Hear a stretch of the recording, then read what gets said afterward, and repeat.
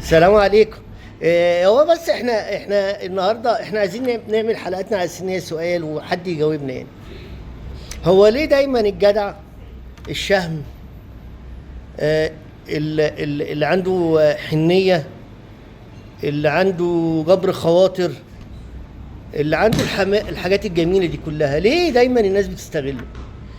يعني تلاحظوا كده، يعني تلاحظوا طول ما انت جدع، خارج مع اصحابك بتدفع لهم على الكافيه، بتروحوا تاكلوا بتحاسب، بتركب مواصلات بتحاسب، كده تلاقي عندك اصحاب وعندك حبايب وموردين كده.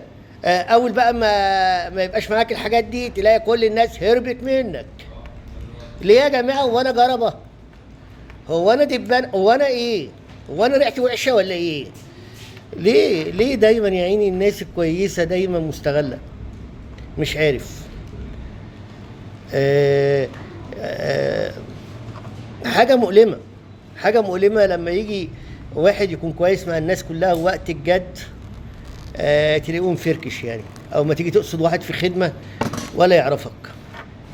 عايزين ندور على السبب يا جماعه، دوروا معايا على السبب. هل احنا عشان ناس كويسه؟ مش انا يعني، عشان الناس دي كويسه احنا بنعمل فيهم كده، ولا الغلط في مين؟ الغلط في مين يا زمان؟ الغلط في مين؟ والله ليه الناس الوحشه؟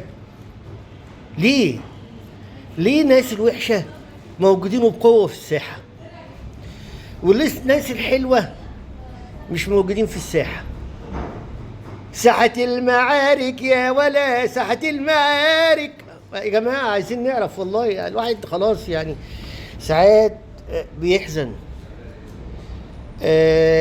وتلاقي يا عيني يعني الكويس دايما الناس خسرة بخاطره، دايما الناس مستقلية بيه، دايما الناس عايزة تعمل عليه مصلحة، دايما الناس شايفينه هو 10 جنيه ماشي على الأرض. يا غرابي يا اختي، يا اختي يا اختي يا اختي يا اختي. مع السلامة.